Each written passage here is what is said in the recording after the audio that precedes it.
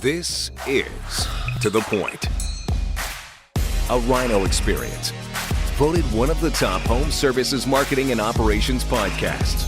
Cutting through the bullshit and getting to the point. To the point, listeners, we have a treat for you today. Another fire episode coming at you on To the Point. I am the host, Cristiano, along with my co-host, Mr. Tall Paul Redman. What's up, brother?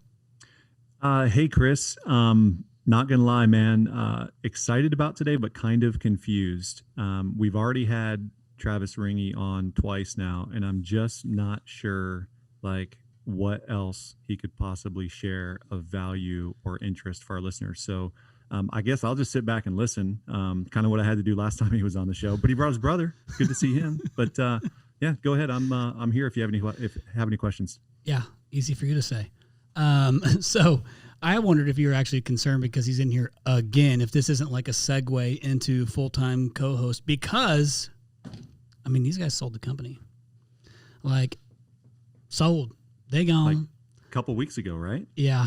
But as we found out, it's kind of business as usual. So we're going to talk through a few things. So the purpose of this episode, listeners, is how to build a healthy bottom line, because, that's kind of important when you build a business. Is who cares about top line if you're not making any money? Because you are in business to make money.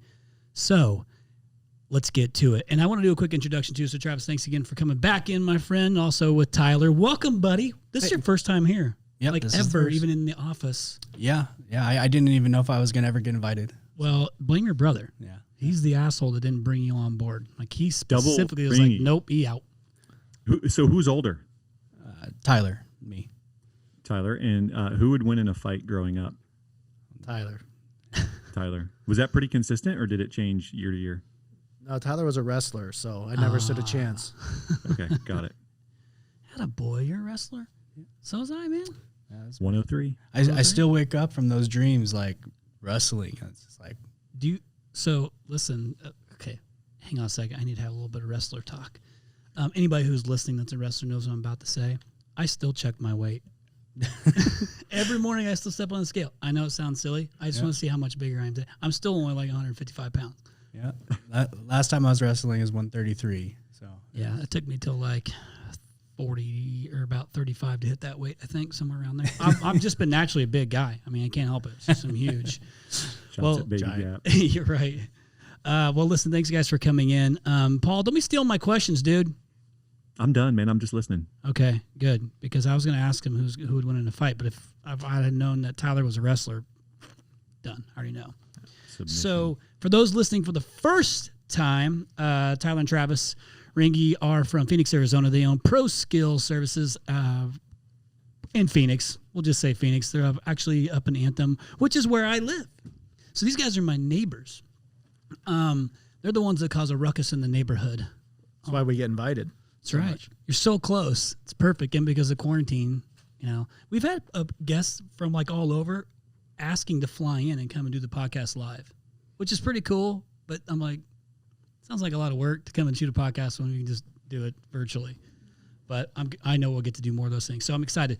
Listeners, we're in for a treat today, too, because everybody's got to build a bottom line. And what's cool about this podcast, if you've been listening, is we're so transparent. And that is one of your guys' values, is transparency. And that's one of our core values at Rhino. So, again, those for listening for the first time, I'm the CEO of a company called Rhino Strategic Solutions, which is a digital marketing company for the trades. And my man, Tall Paul, is our VP of sales until this month is over.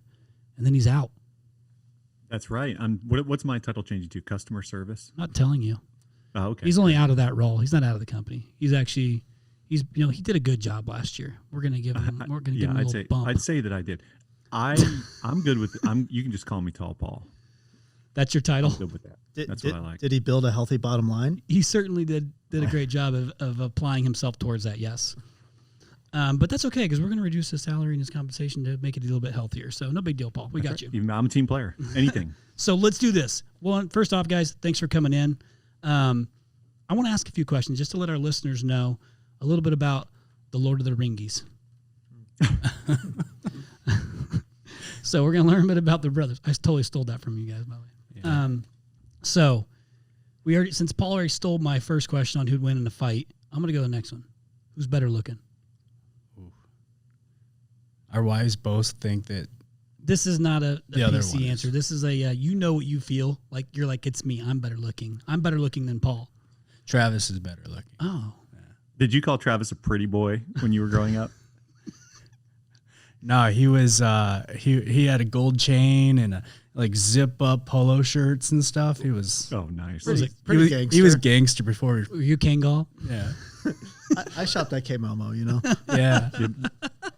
We Being need called a pictures. pretty boy growing up is kind of an insult, right?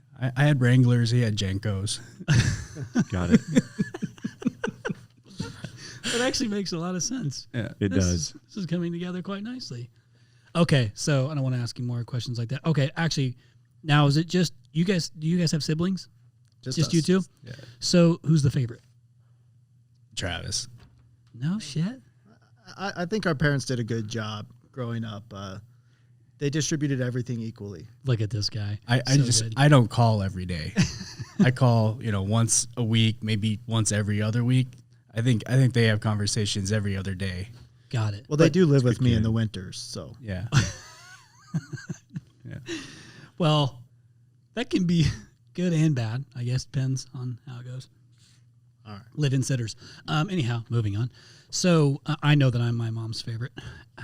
So I've got a sister, but my sister would never listen to this, or my mother. So I'm the favorite. Okay, now we're gonna change it up from the last time. These questions aren't on here, so you can look all you want, but you're not gonna see them. We've been doing something a little bit different in 2021 to try and let our listeners know a little bit about our guests and kind of who they are before we get into the business side of things too. Because when you're listening, you are going to listen to some wisdom and knowledge from the boys on how they built their company and maintained a good bottom line and figured out, if it wasn't, what to do, things to do, tactical takeaways on how to increase the bottom line along with top line revenue. There's a bunch of stuff that goes into it, but let's learn a little bit more about you guys. I'm going to start with you, Tyler. If you could have dinner with anyone, alive or not, who would it be? First thing that comes to mind. Don't be political. I'd probably go with Musk, Elon. Elon Musk. Yeah, Okay. just he thinks differently, and I like people who think differently. I like that. I'm a fan. That he will be a topic of discussion on an episode upcoming at some point in time. Probably what you guys are thinking in regards to HVAC. We have a Tesla out there. My wife drives it. All right, you. Dinner with who? You see, you got it off easy because you got to think about it for a second. Yeah. I think that's a good selection. I would probably put Warren Buffett up there. I like investments, and I think he's got a good strategy towards it. So Okay, cool. I would agree. Those would be two great guys. Actually, I'm going to tell mine right now today. So, ironically, the day we're shooting this is Friday the 13th in January, and my father passed away 15 years ago on this day. And so I'd like to have dinner with my dad. Be pretty cool. And it's weird because it's been 15 years. It's been a long time, but he was 49. I'm 41. So it's not that far away. So it's like the older I get, the weirder it kind of seems. But I don't really think much about it. It sounds kind of insensitive. It's not. It's just that today's that day I think about it. So hopefully my old man's up there and he's listening to the podcast right now. So the last one. You're going to go first one this time. Okay. You coming out of the or coming into the stadium, all right? You got the boxing gloves on. You're headed to the ring. What's your theme song? Travis, you're up first. Oh, I'd have to say, Lil Troy, want to be a baller. Wanna be a solid baller, choice. shot Yes. caller, 20th blade. That's it. That's So it. good. Good one. Atta boy. Okay, you're up. Tyler, what's up? Well, it's going to be either Friends in Low Places or it'd be Ludacris. If I can't do it, it can't be done. No, it's 50 Cent. Or I is was that going to say, 50 it's going to be a 50 Cent song. 50 cents. Yeah, I had speakers in my Bronco growing up, but I don't pay attention to people's names and Just know the song. I know the song. I can sing the whole thing. Yeah. You want to hear it? I do. Let's give us a little rendition. Not today. Just one clip? Next one. The Okay, next fair one. enough, All fair right. enough. All right. Well, let's not. Then we're going to stick with Friends in Low Places because that seems to kind of fit the MO a little bit better. Yeah. Okay, let's get into it, gentlemen. Y'all ready? Paul, I would ask you, but I don't care. So we're going to move on. I have no response. You literally that stunned me. I have zero response. I'm sorry, buddy. I do care, just not at the moment.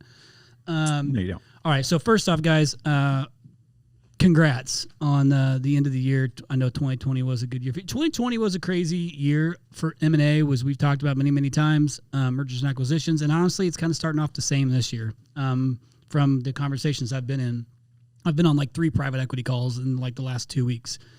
It's exciting. It's exciting time to be in the trades. And there's just a spotlight on it. And I think that's an absolute blessing. And so I want to keep walking down this path and helping the listeners continue to grow because they might not have been in a position to do it. And now's the time, like, start making moves to put yourself in a position if that is your end game. So congrats on the sale of the company. Thank you. You guys sold to, can we talk about that? Yeah. Yeah. Okay. So you want to just talk about that? Let's just talk a little bit about the, well, actually, let's do this. Let the listeners know kind of what led you two guys to actually, wanting to finally pull the trigger and make the sale and like the, the choice of the partner that you sold to and things like that. Let's just talk through that for a second. Yeah. I can give a little background. So, in talking about a healthy bottom line at the end of 2019, we did not have a healthy bottom line and, we're not in a position to sell the company, but part of our strategic goal in 2020, sale was never on the table for us. But we said, we need to get our bottom line up, and we need to make this, more of a lifestyle business, and kind of start, delegating some of our responsibilities that we do day to day and enjoying life a little bit more. And so we did that actually surprisingly well. COVID hit. Had to kind of re-strategize our marketing and stuff to go back to our clientele that already trusted us. We were finding it was harder and harder to get into new customers' homes versus people that already knew that we had followed protocols. So we did that, and we did some pricing exercises, found out that we were providing far more value than we were charging for, and kind of running ourselves into the ground with that. So come June timeframe, we got an invite to go to Las Vegas by our boy Ishmael, and Ara and Vahe, the founders of Service Titan, were there, and a guy by the name of Brian Cohen was there, and Brian. Yep. And so we're going and all having lunch, eating good, and Tyler sat next to Brian at lunch, and Brian's a hustler. Mm-hmm. Like, he's going to get all the information he can out of you. And, he was talking to Tyler about, valuations, and Tyler and I were not interested. We're younger guys. We're 33 and 34. And we said, hey, this is going to be, lifelong. And Brian kind of opened our eyes to a variety of things, including, hey, you can still run the company and pull some chips off the table. And so we started talking about multiples and that sort of thing. And then we left there, go to dinner, and Tyler said, hey, you know what? You know more about the financials. I'd started to get more acclimated to reading the financial statements. And he said, you know more about the financials. Why don't you sit next to him and kind of give him some of the information he wants? And so I did. And, Brian started the conversation of, hey, you guys interested in selling and that sort of thing. And it was a no. But Brian didn't say that. As we went through dinner, he's like, hey, I did a lot of research on the company, and I think it's got more value than you guys are giving it credit for. Maybe you guys should just let us do a valuation on it, share your numbers. And so, by the end of the conversation and by the end of the weekend, Tyler said, hey, you know what? Maybe we should do that and just entertain it. And it doesn't hurt, right? Doesn't hurt. Nope. And so we go to Idaho every August, into July, beginning of August, before the kids go back to school. And we got back and submitted all of our stuff to them. And then, they said, hey, yeah, this business is very valuable. What's your bottom, what do you need to make this worthwhile? And we gave them a number, and they said, all right, well, what if we said that we'll get you that after what our fee that we charge? And I said, oh, well, that's great. And, go through the process, and they said, hey, there's going to be a lot of action on this. it's in a good market, and we were not prepared by how fast the process went and the amount of action that there was. They got close to 100 non-disclosure agreements signed, Wow. a few dozen LOIs?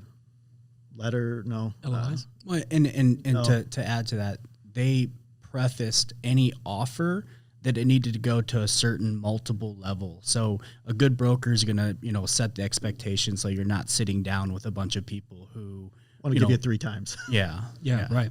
So they were filtering the process down based on multiples too. Yeah, Right. they said indication of interest is the term I was looking for. So they got a few dozen indications of interest with that preface of we're expecting a minimum multiple of this on this company.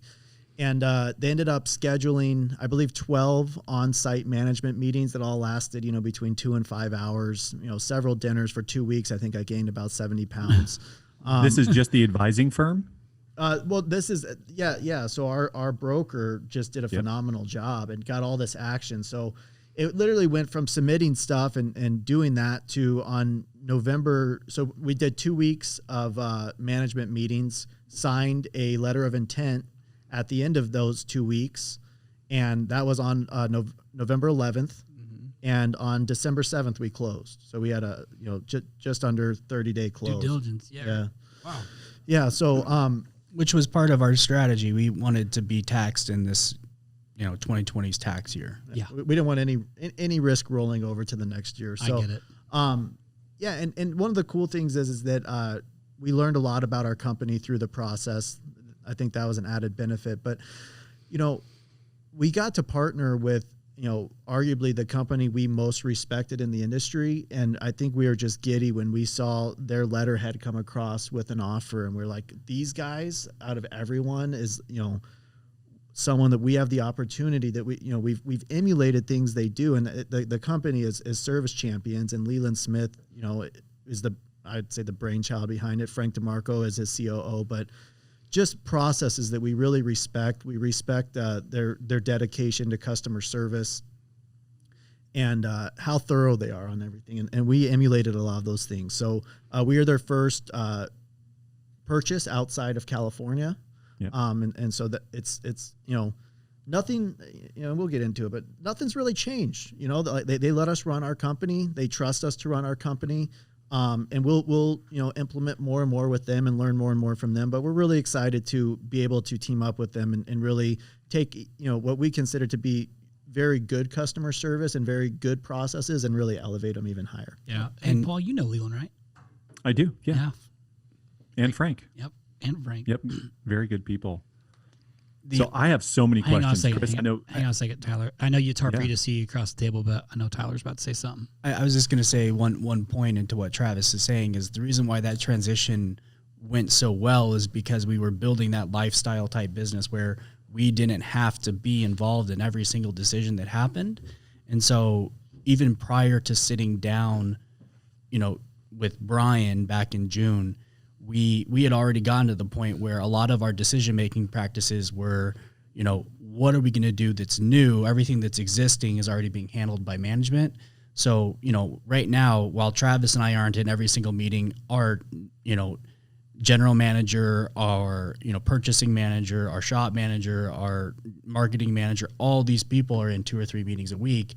And it's a really nice process because we just get to be there. We're running culture, we're running, ideas through the business, but we're not running the day-to-day operations. Right. And that was the intent. Well, almost it seems like it kind of forced you guys to delegate more, and it gave you guys some freedom because there was that work-life balance, and it kind of subsequently worked out for you that you were doing those things, and like it kind of panned out. Paul, real quick before you ask your question, so for anybody that's listening who's wondering who the hell Brian is, just reach out to the podcast and we'll connect you with Brian. Brian's been on the podcast before along with Fred from SFNP, but we'll make the connection for you. Brian's a good friend of mine as well. But I want to say this, Frank DeMarco, that's at Service Champions, and you and I talked a little bit about this, is Paul, it's actually kind of how, before you and I met, that was our connection. You remember that? It is. Yeah. It's kind of how I landed here. I mean, in a weird way. It is, right? Yeah. Because he was the, and Tyler, I don't know if you knew this or not, but so Frank, we actually, before I knew Paul, I got pulled into a conversion dealer meeting up in Denver, Colorado. He was working for a company up there, big outfit up there. And so he was the GM. And Frank and I flew into Denver. He and I met, and then we had this huge plan to try and do like 2 million in organic growth, like from what we were doing at Rhino. So just straight out on replacement and service, installs, and then obviously plumbing. And we crushed it. So he and I like had an instant bond. And then when he left, he went to California. And I think he's done some stuff at California. He ended up a service champion. So he and I got to reconnect because of this, which was really cool. So he's going to come on the podcast. I'm super excited about that, to go down memory lane with him. So, Paul, I'll let you go ahead and hop in, brother. Sorry to steal your thunder, man. Well, I have so many questions around 2019 and getting your profits squared away, but you said a term that's not come up on our podcast before, and I want to go a little deeper on. What is a lifestyle business? It sounds like a very millennial term. Tell me more about that. Business that works for you, not you working for it. I mean, essentially, building out the right people, putting them in the right position so you're not wearing every single or every other hat in the company. Our door in our office says janitor's closet. So, we try to make it to where we're steering the ship, but we're not, every single component of it. Not filling the When boilers. did you let the reins go on that? And when did you decide? Was that like much earlier before the acquisition conversation? Well, it's a long process. So it requires, if you're starting it from scratch, I would build out, what your management structure is going to look like, your org chart, so that you can build to that looking, in hindsight, because that's not how we did it. We did it like, we absolutely need help on this right now. We need to find this person. Doing it over again, I would be looking at like, these are the roles that we need to find. We need to fill, flesh this out. And then we would then be able to build into it. But rather than doing it that way, the way we did it is, hey, we need this person because I can't keep doing this. So we would find that person. And it worked out that we got to the point where each individual trade that we did, plumbing, heating, air conditioning, and electrical, we had all of our service managers in place. We had a general manager in place. We had a marketing manager in place. We had a customer service manager in place. And when all that, kind of coalesced, the synergy just grew because they were already good people. They already respected each other. And then we were able to start turning the reins over to them at that point. And that's when it really all came together, end of 2019 and to 2020. But I'd say it became a goal, like that was a strategic goal for Tyler and I for 2020. So it just coincided nicely with when we go to market and they're like, well, what are you guys doing? We're like, well, not that much. And then it made it more appealing that we had a general manager and middle level management that was used to and comfortable running the day-to-day business without, constantly knocking on our door and asking our opinion on things. They had the reins, as you say, to make decisions on their own. And that's where the valuations, really begin to, kind of push that upper limit of what you can get. That comes when, because a lot of times you'll see owners, they'll sell, or at least this is what I've seen, they'll sell and they're gone, and then, they got that go F you money and they do just that. These equity groups are wise to that the companies like Service Champions, who are the head of the organization, they know that to be the case. So when you have that structure in place, it adds those multiples to that bottom line. So you were a little more proactive in hiring in probably 2018, 2019 than Travis, right? Like you like to hire before you needed the positions. That's what I understand. Was that heavy on the P&L? Is that something you had to overcome as you transitioned to this over the years? Yeah. So I would say that I have always been the one to hire the person and find them the spot versus having the spot and hiring the person. If if talent walks into your office and you turn that away in this labor scarce, talent scarce market, you're really shooting yourself in the foot. For sure. But yeah, I mean, that was absolutely a component to our lesser profit in the years leading up to 2020, which we had a great year. We added 10% to the bottom line. We've always been profitable, but when we had all those guys in place and they weren't training anymore, they weren't learning to fill those shoes, it really did, that's, again, that synergy that starts to happen. So I want to jump into this. I want to talk about some operational type of things too, and we're going to hit on a couple topics in here too. And so I'm going to go a little bit out of place, but I appreciate you guys sending me some notes ahead of time too, just on some specific things, because it helps at least give me an idea of how to lead into each one. But I want to talk KPIs first and foremost. Customer service, I believe, is got to be number one. I'm 100% a believer of no matter what, that's got to be on point. You guys have certainly got that figured out with 4,200, almost 4,300 5-star rating. Like, you got that squared away. And it's legit. Like, those are legit ratings and reviews. And I'm going to hit on that for a second. But first, I want to talk about KPIs. And thank you for being transparent enough to say, like, having KPIs is, like, in a business like ours, is certainly critical. But it's how you can measure success. I think it's how you can be fair about how you measure success in someone's, but you got to have them in place to be able to track how how the business is going, the direction it's in, and they have to continue to change as you grow. So I want to hit on this for a second with you guys. So let's talk KPIs. Now, you're not tracking daily KPIs. So you weren't at one point, maybe you are today, but here's where I'm going to go with this. Is you guys know I've had other people on this podcast before, and that is like their thing, is they're tracking KPIs. They come in the morning, they're looking at it in the afternoon, they're looking at it in the evening. What's your guys' take on KPIs, or what do you guys do then to help track and measure?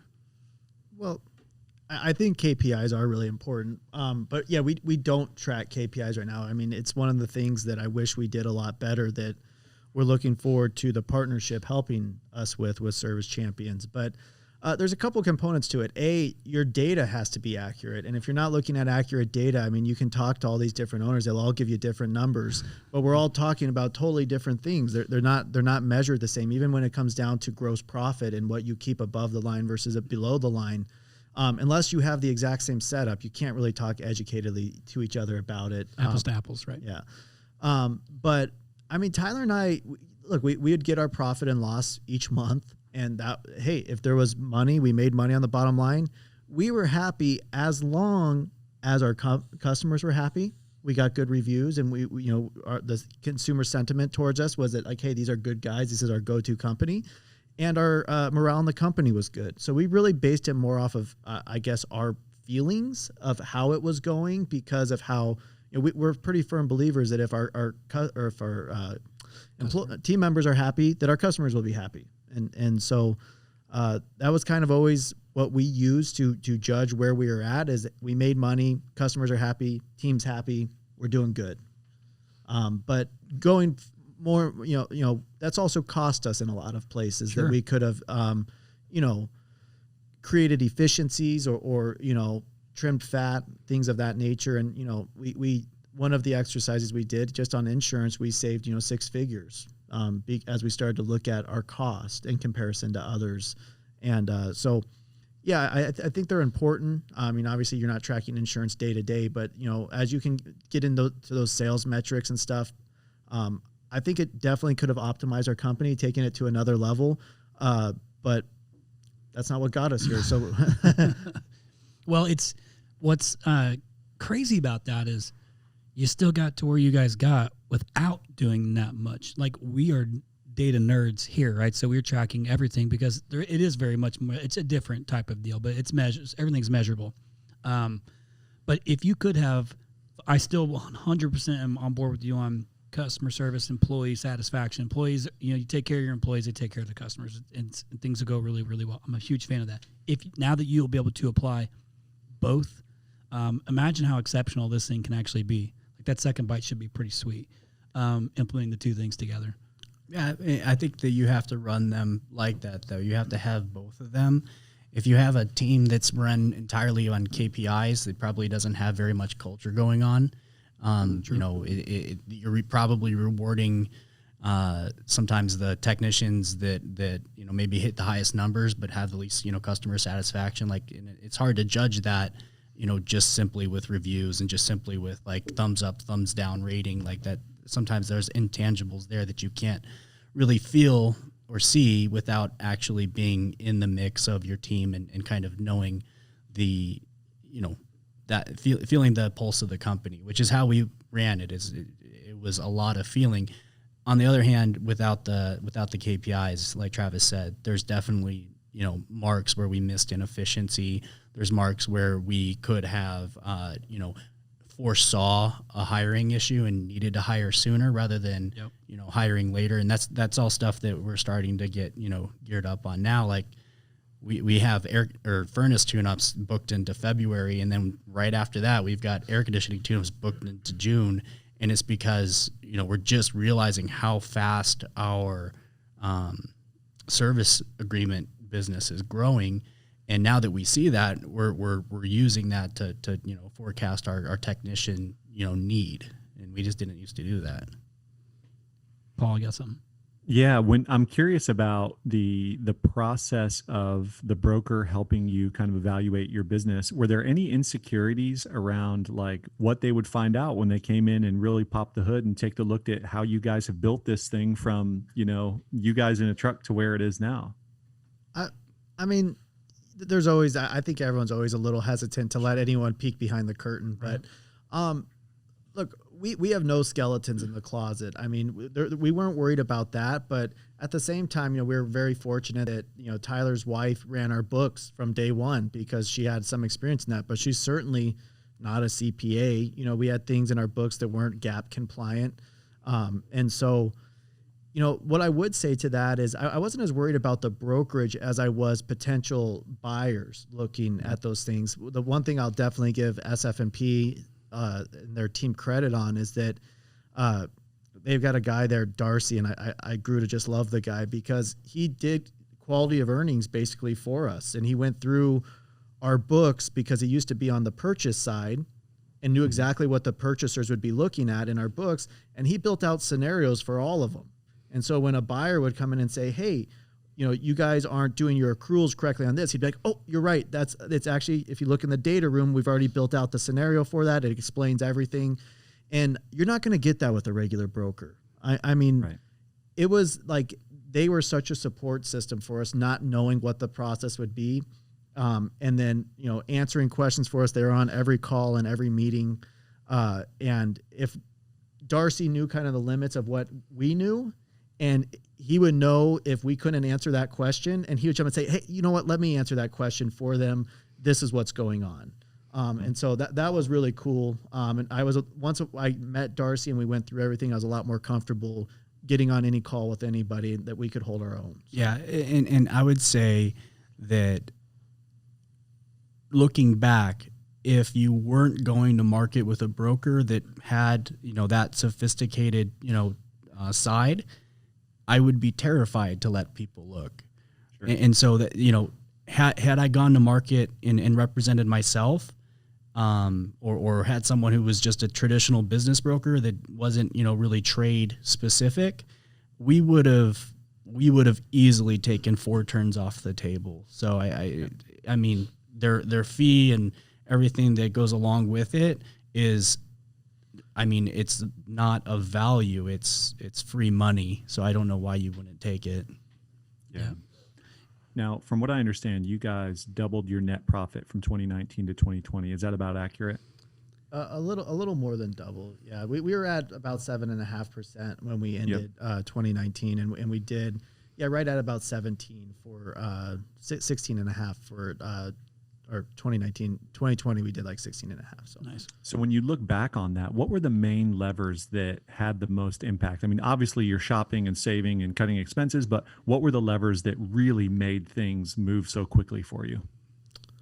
Well, like I said, we had to do an exercise in pricing. We are in a very small area where our business is based, and we had to kind of get outside of that area and see that, we were a larger company than all of our local plumbing and air conditioning companies combined. We were larger than that. And so we just had different, and we were trying to compete on price with, companies who are friends of ours, great companies, but, frankly, they're working out of their garage and they have a different overhead structure than we do. Right.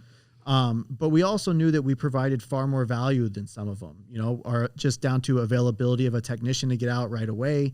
The quality of our both plumbing and air conditioning installs, they're pretty postcard worthy.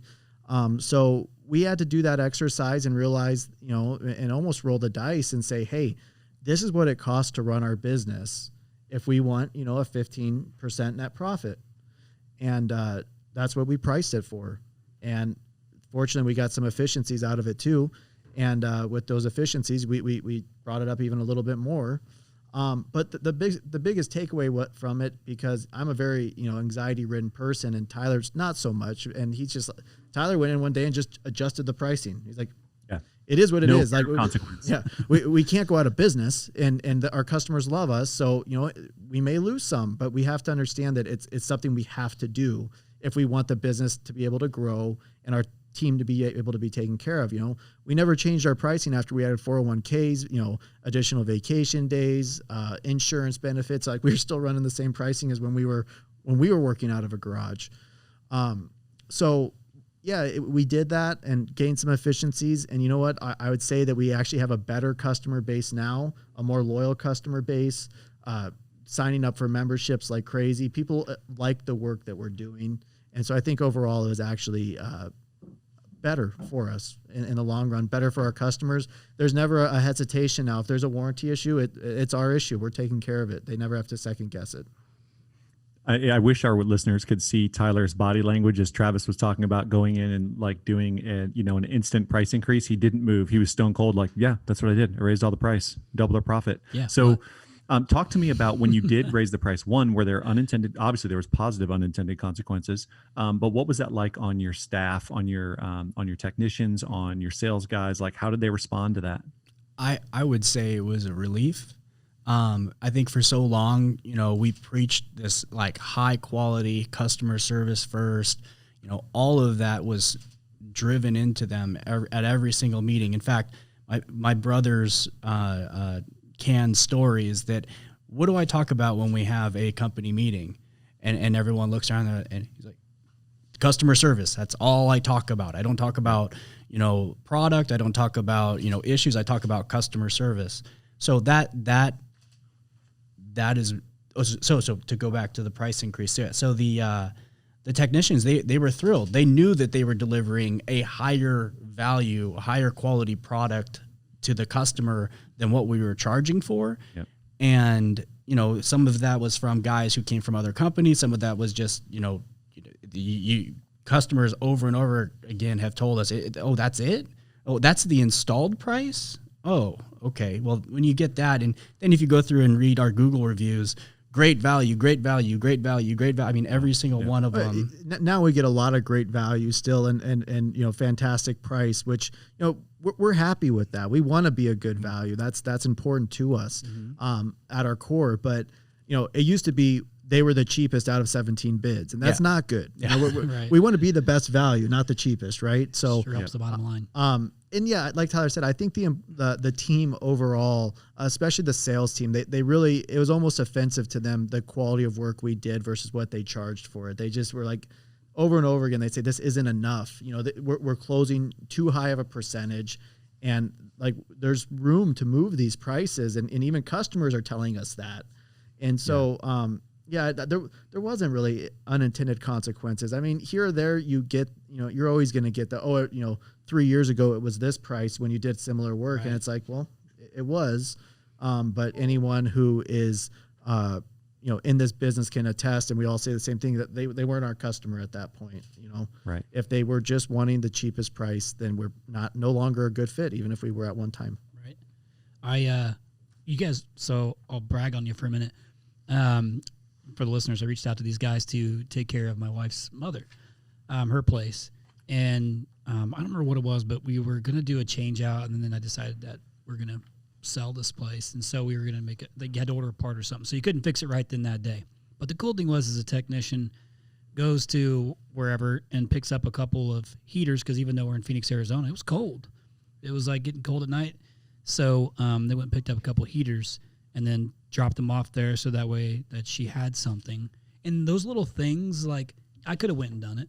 She could have went and done it, but your guy did it. Like, that's the little things I think speak to the quality of service that, people will, and I made this mistake early on when I started this company, is I thought I had to be the cheapest to get the job, and I wasn't valuing the actual service as much. So I was doing all this work for like such a thin margin. I think that's probably a pretty common mistake, though, is you come to market and want to be the least expensive to get increase the close ratio. My famous words to all the guys, that are new into the business and asking for advice is, everyone wants to go cheap to try to steal the market. And I always say, price for where you're going, not where you're at. Price that you're going to have a 401k and benefits and a beautiful shop with a ping pong table and free lunch, Like that's what people want if they want to come on your team now. And so make sure you price for that, because if you gain your whole client base being the cheapest guy, it's just a headache down the road. I would rather win customers on fantastic service and great value, and do a slower growth than, work my way to the top on volume with no profit and no ability to hire or train anyone. Great. Best customer service we ever provided were when my brother and I would show up at their house together in one truck. That should have been the most expensive service we provided. But everybody who starts out in this industry gets it backwards. They think like, oh, I'm small. No, you're boutique. You're expensive then. You're not cheap. You got to deal directly with the owner. I mean, if there's a problem, you can call me, and I'm going to answer the phone and come out and fix it. So that's something that I think it'll be rewarding for them. And we've actually, one of the reasons why we got into this conversation of going into a sale is because we see that it's going to get harder and harder and harder to compete against companies who are investing in all this technology to increase their efficiencies, to provide better levels of service.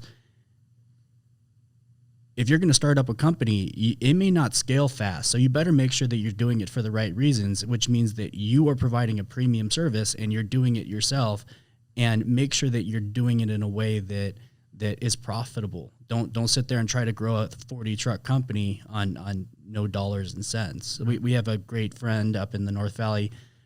He works 6 months a year, and his books have always been better than us. And as a percentage goes, of course. And yeah, he lives a great life. And some guys will brag about 20 to 30% net profit, and he can almost double them. But he emulates a lot of we have transparent online pricing, and he's one of those guys that said, "Hey, thanks for putting that up there. It made me realize that I have a lot of room to move my pricing up." And he agrees with what Tyler said. He's like, "Look, I'm the owner. I'm selling them the job. I'm going to be on the job. I deserve every dollar that you guys would get for it. You're not on the jobs." I agree with them. I think he's smart doing that, and it enables him to have, a lifestyle business. So let's talk about this real quick. I don't want to let that go. I don't want the listeners thinking like, yeah, you shouldn't have shared your prices online. You did that. If you're thinking that, I'm here to tell you, and we've preached this before, I am a fan of sharing price online. Why?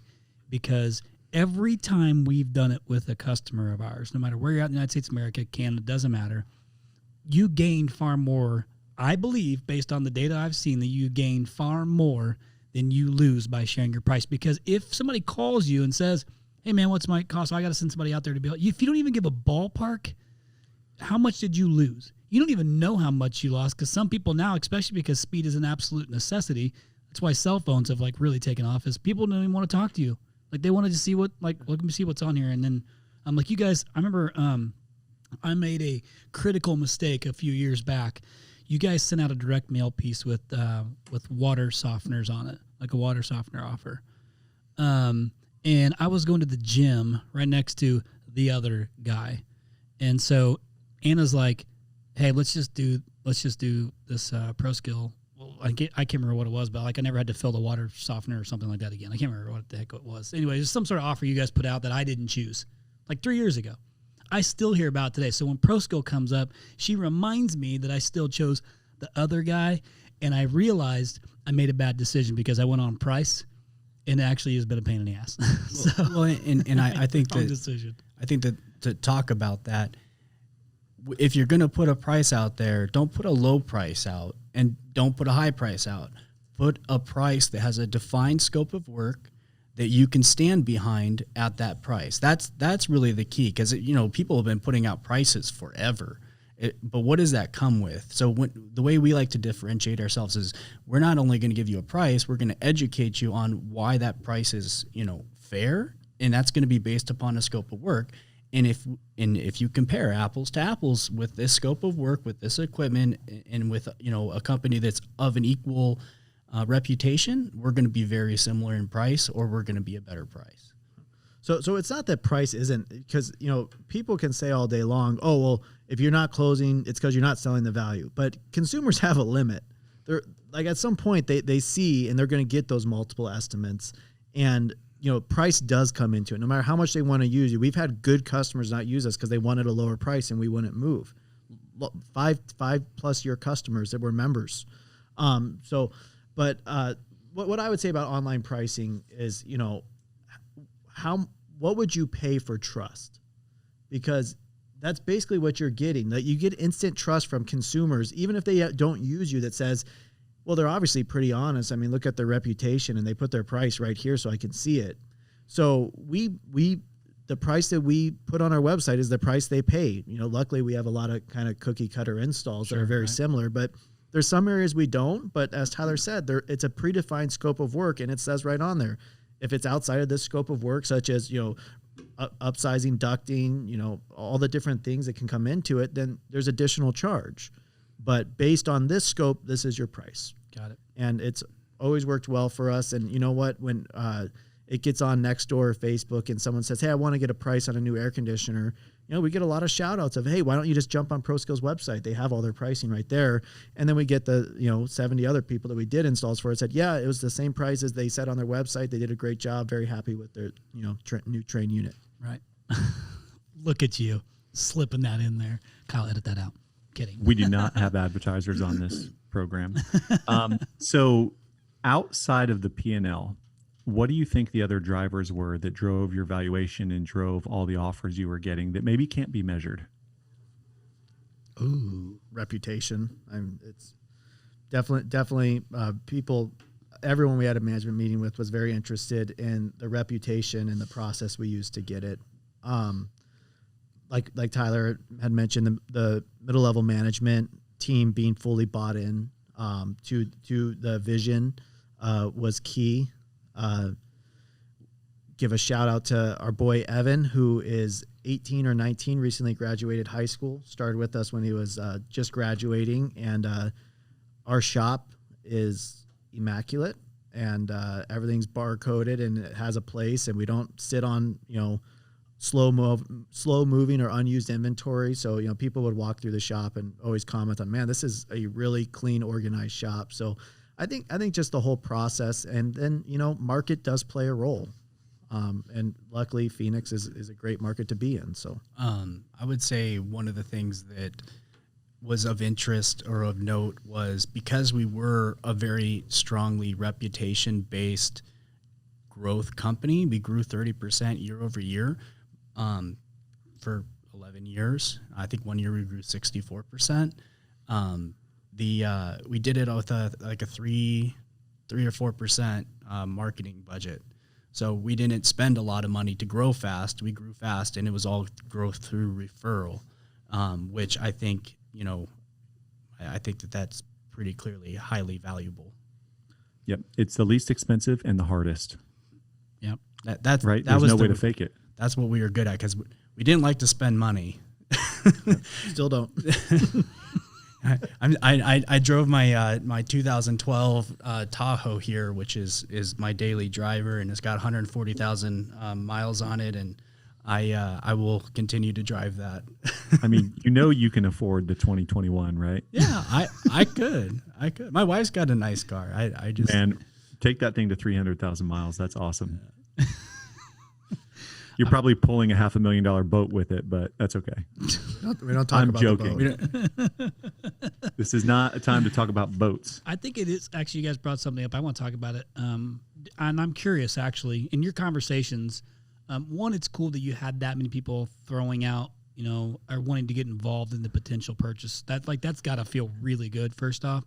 But you guys have visited a lot of companies along the way too, right? Mm-hmm. So not everybody has everything figured out, right? Like nobody's got it all put together. There's people that might be super close, but nobody's got it all put together, right?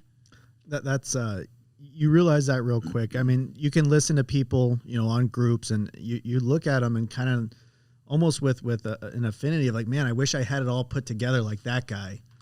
And then you realize like you might already have more put together than that guy. People love to talk about their strengths, but not their weaknesses. Of course. So, that was eye opening to us, I think, through the process. It's like, hey, you know what? We actually built a good little business we should be proud of, because while we don't track daily KPIs and we don't have a 20+% net profit like many of the leaders do, we have a better reputation, we have better culture, we have happier employees. And so, like I said, through the process, we learned a lot about our business. And yeah. Well, and I think that goes like now that we're, talking mergers and acquisitions a lot, it's very interesting to see all the guys that we always thought, oh man, they're so much bigger than we are. And like, they've got everything figured out. And it's just like, no, we ended up being bigger, like we didn't even know. It's just your perception is so critical of yourself that at sometimes you really need to take a step back and look at the business that you've built, because it's probably far more valuable than what you give it credit for. I would give you that advice, Mr. Yano. I don't slow down to look at that stuff. Just go. I just go. So, Paul, all right, go ahead. I'm going to give you one. I was just going to ask about what the team thought. How did you make the announcement? When did you let them know? And were you like shocked at all, or what was their response like? Well, we were shocked. Yeah. So kind of reason Tyler brings that up, our management team knew somewhat early in the process. I mean, when we were in the management meetings, they figured out real quick, why are people walking through our shop in suits and ties constantly, and why are you guys always gone all day for the last 2 weeks? So, we brought them into it, and they were all very, very, very proud that, and very happy to see that there is so much interest in investing and growing the business. They have a lot of upside, our management team. So they're very excited and looking forward to it. In the closing documents, it actually, there was a closing checklist, and it said that we would agree on when to release it to like the general public. And, we thought that Leland and Frank were going to be able to come down, and unfortunately with COVID, they weren't. And so the other partner in it, the private equity, the bank, they released a press release, and none of us knew. And so we started getting calls of like, "Hey, congratulations!" And we're like, "How do you know this?" Like, "Well, there's a press release." And we're like, "There's not one. There's like 50." Yeah. That's how it works. So we called Service Champ and said, "Hey, there was a press release," and they're like, "Oh, okay." Well, I was like, "So when do you guys want to come down? Like, we can't get out of California right now, so you guys need to call a meeting tomorrow morning because you don't want them to hear it from someone else." Right. So, I would say that probably kept me up the most at night. Really, really big stress is, what is our team going to think? It was very important to Tyler and I that, we care about these people deeply, and that we didn't want to be viewed as sellouts, because we weren't. We're running the company still. But people have such we invested in it. Yeah, and we have a heavy reinvestment into it. But M&A from the earlier days had such a bad connotation to it, and I think that's slowly changing. And all I do now, I mean, for the most part, we announced it. Everyone was very happy. There's tons of potential growth for our team, for sure. And so they're seeing that. They like the growth plan, and they're achievers at this point. Our team wants to succeed. So there's a few worries. Hey, what's going to happen here or there? I think that's normal. We put those fires out pretty quickly and easily. But no turnover, like didn't lose anybody because of it. It was positive, through and through. So I think the craziest part is the rumors that go around outside of your company. We've heard, and we were prepared for it. Actually, Leland told us, he's like, just get ready for the rumors. And people have tried to snatch our people by saying that, we've been absorbed and Tyler and Travis are walking away, that people are all going to lose their jobs, and they're just going to, train all new people. And it couldn't be further from the truth. But, people plant those seeds of doubt to try to grab, a valuable team that's obviously done something right to build what they've built. But, it was I worried a lot about it, and it was not a big deal. I would say if if you're going to go sell your company and you're wearing all the hats, yeah, it's going to get dismantled and absorbed into something else. Yeah. If you're going to go to sell and you've got 5 trucks and you're the boss, it's going to be a tuck-in. So your team is going to be absorbed into the larger team. But if you're the platform, or if you're the team that has a brand and has a management structure, they are going to push into that, not push it, break it apart. They're going to try to get this thing, they're going to build on that structure, not tear it down. Yeah. So I'm glad you brought up the perception of M&A. I do think, especially for being so involved in it in so many levels the past year, I'm a fan. And now, obviously, there's certain fit. That is a key ingredient on making sure it's the right fit, like culturally, whatever it is, because there's plenty of opportunity, but you got to make sure you partner with the right person that can get behind. We walked away from a $6 million larger offer because we knew it was bad for our team. Yeah, that's exceptional. Well, because it's really about, because the way you guys did it, I look at it as they're investing in your already successful business, and that means your culture, your leadership, your processes, you guys. There's things that they clearly are like, you don't have a Leland come in and want to buy a company that's just kind of It's not how it works. But they want to invest in that because it's got so much upside, so much promise. That's great for your staff. Right. That's opportunity for growth for your staff, for their families, for all that stuff. I look at everything so granular like that because that's how I take everything, even in here. You know that about me, that I'm as personal as it gets. I like to see, when people reach out to me, they're always asking me who's my opinion on which private equity firm to go to based on what I know about their companies. And I look at it that way. I'm like, well, I know this is what you like to do. You like to go fishing. You like to do this. You're not as engaged. You don't want to change the name of your company. This is probably a better fit for you. These two better fit. And I like doing those things.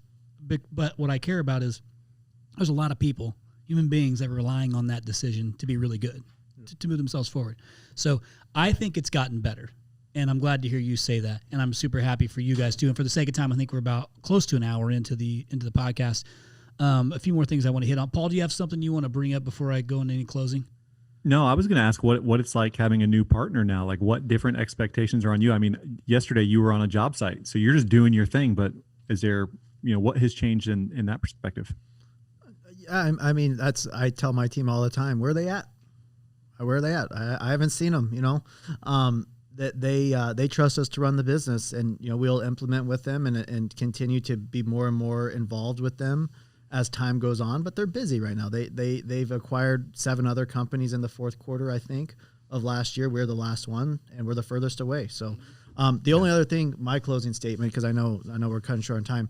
Anyone that's thinking about going to market, the one thing I have to tell you is that Tyler touched on, but don't go without a broker. I mean, do yourself a favor. They will more than pay for themselves, even if it's not SFMP, which I think, Yano only does industry-specific marketing. They only do industry-specific M&A. They know all the players, and they have the internal team to get you top dollar, and made a great experience for us. But as the partner goes too, make sure you choose the right partner, but make sure you hear them all out. I see guys taking the first offer that walks in the door, right. And not only are they leaving money on the table, but they probably could have got a partner that's a better fit for their company. So make sure you go through the full process.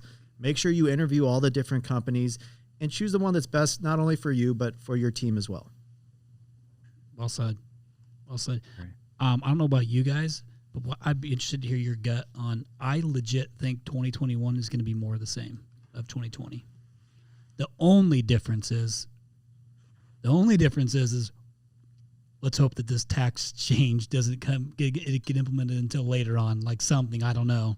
If you're not already, geared up to be in an acquisition process, you're going to pay higher taxes at this point. Yeah. I don't think that you could perceive it like if you're going to build right now to sell, then it's not happening in the 23% capital gains tax. It's been happening at 40%. So brutal.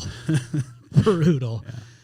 Oh boy, I was having that exact same conversation with Cohen like 2 weeks ago. But oh my goodness gracious! But listen, it's never been more important to make sure you got an advisor on your team to work your way through that. because if that still is on the table for you, and there's still going to be some valuable, like a lot of valuable offers that come through and deals that are done, even with. Well, and like Travis said earlier about, shopping insurance, do the things that you're prepared to sell, always be preparing to sell, but don't, you pull the trigger when you get there.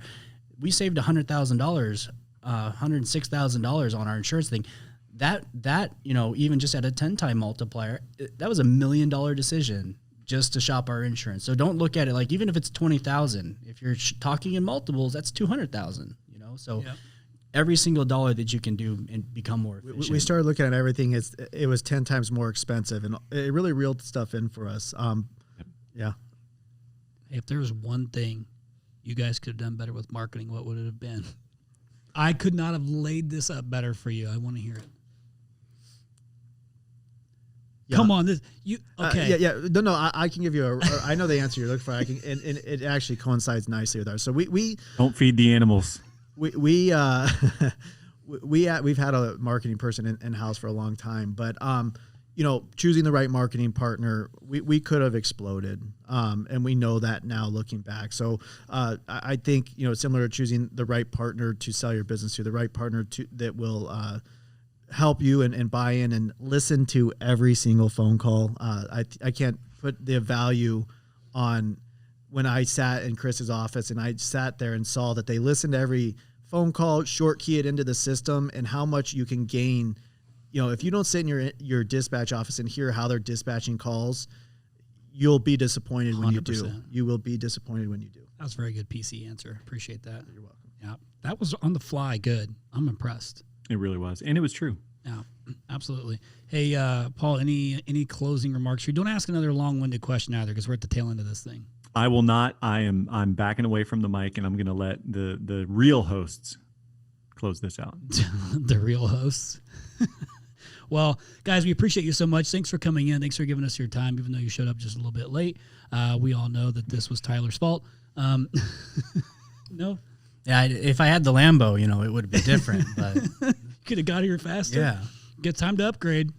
Well, that 2014 Toyota Tundra out there is mine, and I'm going to run that thing until it's dead. Love that thing. I just got it detailed, and it feels like a brand new truck to me. Like, how you know you love your vehicles when you walk away and you still turn around and look at it? Yep. I still do that. I'm like still honeymooning with my truck. I've had it for this long.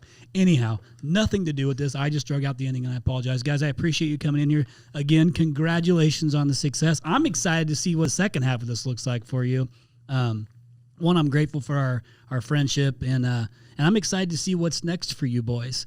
I have no doubt it's going to be some exciting stuff in addition to growing ProSkill, and yeah, man, and I'm sure we'll be able to share some of these stories on here again throughout the course of this year. Paul, I appreciate you, dude, for always asking super thoughtful questions and going off script. You're like the king of doing that. So, and to Always our listeners, bring us back. yeah, that's right, boy. To all of our listeners, thank you so much. Super exciting. Again, saw another cool. We get this update every few weeks on where we rank in the world of podcasting, whether it be in marketing, in the United States, Canada, Australia, all over the world. And so it's really cool to see for a home services specific marketing and operations podcast. I think we hit like 21 top marketing podcasts in the United States of America.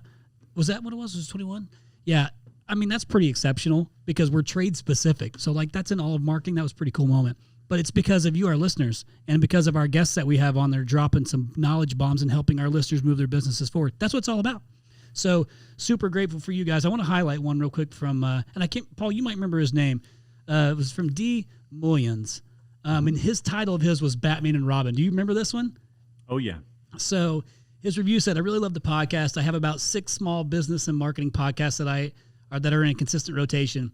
But the To The Point Home Services podcast is consistently moving up in his personal go-to. I enjoy Paul. He represents... Sorry. Get out. Sorry. Come on. It's so true. He represents strongly for all of our Robins of the world. I'm your Batman, bro. You're the Robin. Oh, I'm very This is aware of so which one I good. am in that relationship. So I'm just picturing my tight pants and my subservient attitude. And It actually yeah. goes well with all your cycling gear. So that's probably You're where right, actually. Yeah, so it works out great. But anyhow, appreciate you for that review, D Millions. And listen, we're always so grateful for the kind words. I had a lot of people reach out to me this past week from our previous episode that was on with Keith Mercurio.